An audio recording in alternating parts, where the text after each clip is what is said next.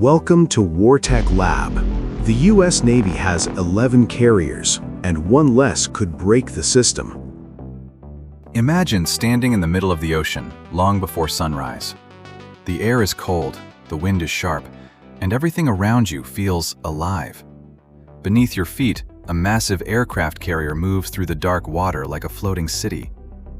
This isn't just a machine, it's a system. One that runs on something surprisingly unforgiving: math.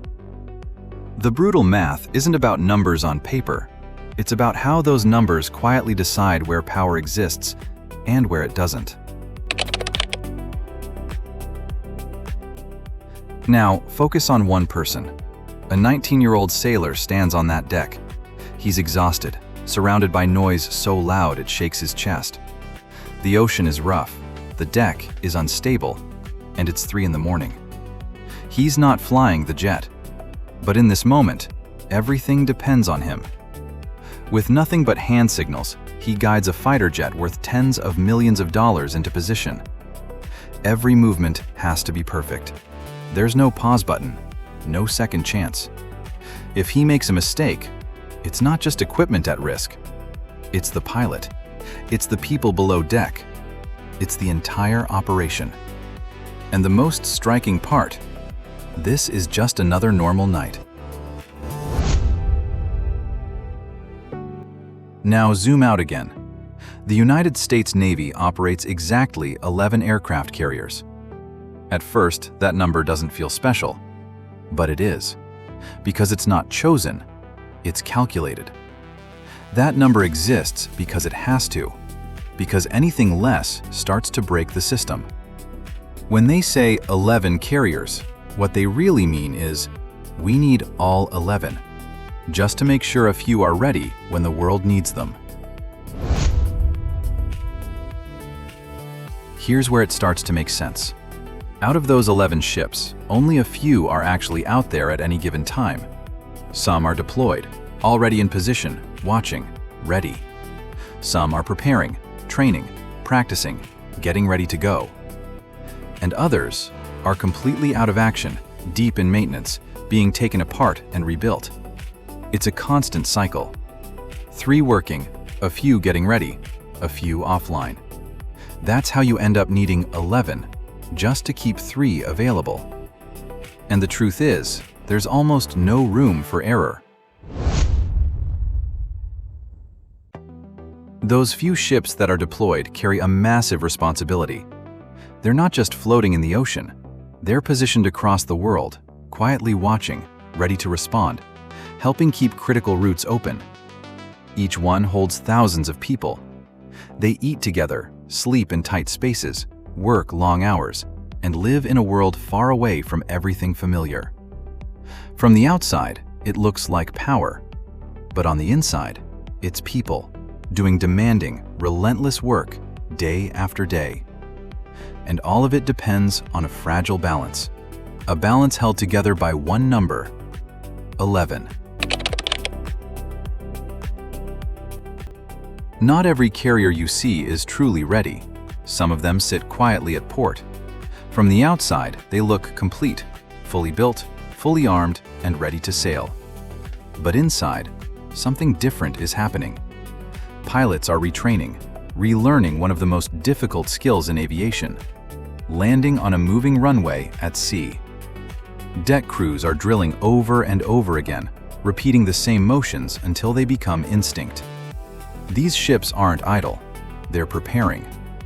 In a true emergency, they could be sent out quickly, but for now, they're in a kind of limbo, close but not quite ready, always one step away from action. And then there are the ships that are completely gone from the fight. Not destroyed, not retired, just taken apart.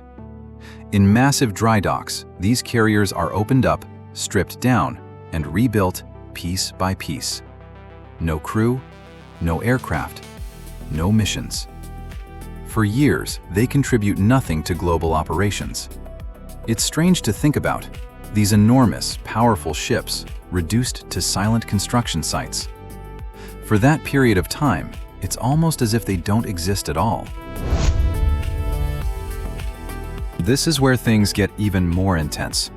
Every carrier, at some point in its life, goes through a process called refueling and complex overhaul.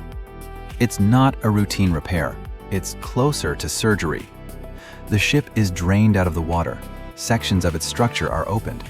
Deep inside, the nuclear reactors are accessed, refueled, and rebuilt. This process takes years. 4 years where that ship, worth billions, cannot move, cannot fight, cannot respond. It's a necessary pause, but a costly one. Because while one ship is in this state, the rest of the fleet has to carry the burden. Now imagine trying to run this system with fewer ships. Some countries do. France operates just one carrier. When it goes into maintenance, their global carrier presence disappears completely. For months, even years, there's simply nothing to deploy. The United Kingdom has 2, but when one breaks and the other isn't ready, the same thing happens: zero availability. It's not about strength, it's about continuity. Without enough ships in rotation, even powerful navies can suddenly find themselves with no presence at all. And this isn't just theory, it already happened. In 2012, the US Navy retired one of its oldest carriers before its replacement was ready. For several years, the fleet dropped from 11 to 10. On paper, it didn't seem like a big change, just one ship. But in reality, that missing piece created pressure everywhere. Deployments stretched longer. Crews stayed at sea far beyond what was planned. Maintenance schedules slipped. Ships came back more worn out than expected. It wasn't just the machines that were pushed to their limits.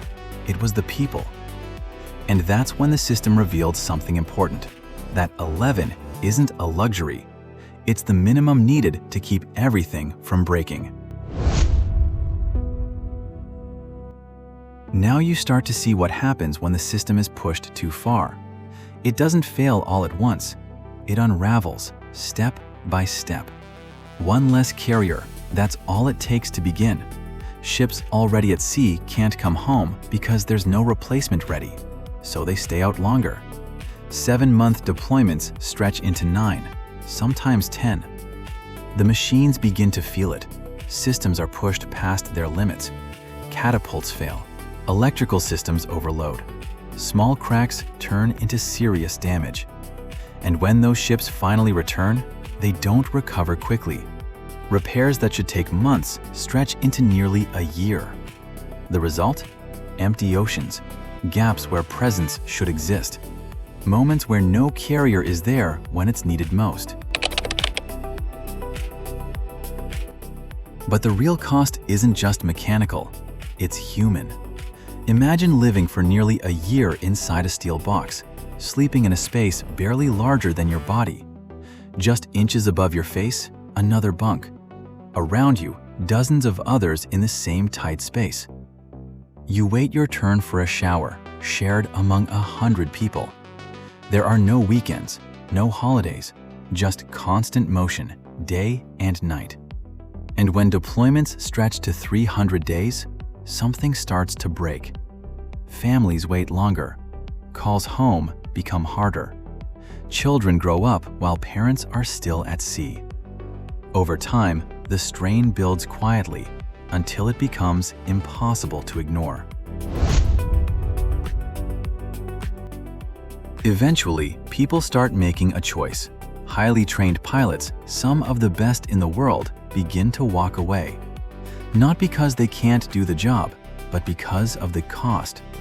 They've spent years training, millions invested into their skills. And yet, after months at sea, they look at a different life. One where they can sleep in a real bed, see their family, and have some sense of normalcy. So they leave. Not all at once, but enough to matter. And suddenly, it's not just ships and schedules under pressure. It's experience, it's knowledge. It's the people who make this system work. Now, zoom out again. There's another problem, one that's easy to overlook. All of this depends on a single place. One shipyard.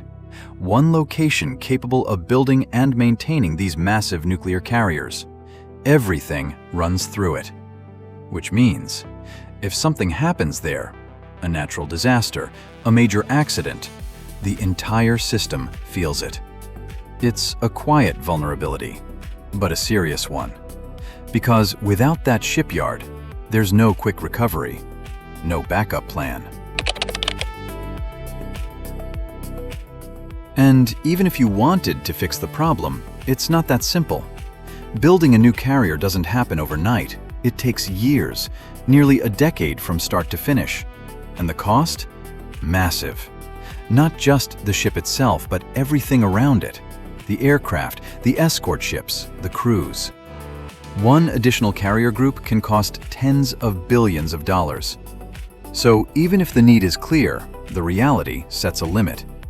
You can't just add more ships to solve the problem. You can only manage what you have. This is where everything comes together. A system built on precision, held together by people, limited by time, cost, and reality, and still expected to be ready at all times. Now, imagine the worst-case scenario. Two crises happening at the same time. In one part of the world, a major conflict erupts in the Pacific. In another, a critical global choke point is suddenly threatened. This is the kind of situation the system is built for. You start with 11 carriers, but immediately some are unavailable, locked in maintenance. Others are already committed. So you begin to allocate. Several are sent to one region, a few more to another. And suddenly, you're left with almost nothing. One ship. Just one to cover everything else. The rest of the world doesn't stop. The risks don't disappear, but your margin is gone. And that's the reality behind the numbers. This is the balance the system is trying to maintain. If you drop to 10 carriers, the system breaks. There's no backup, no flexibility. Everything becomes stretched, and both people and machines begin to fail. If you try to go higher, 12 or more, it sounds safer, but reality pushes back. Time, industry, and cost make it nearly impossible. So what remains is 11. Not perfect, not comfortable, but just enough. A narrow path between what's ideal and what's actually possible.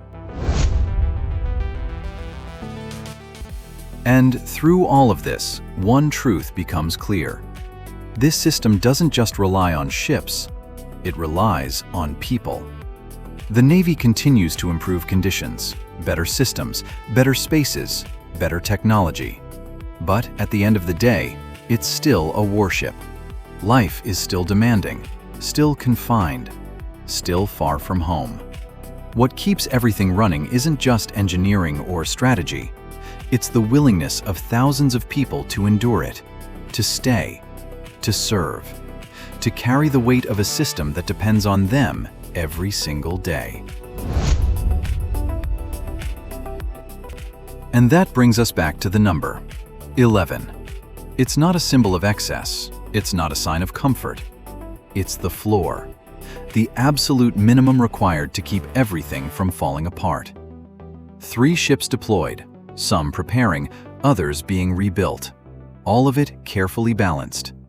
Because in the end, this isn't just about military power. It's about the fragile line between readiness and overextension, and how that line is held every day by both machines and the people inside them.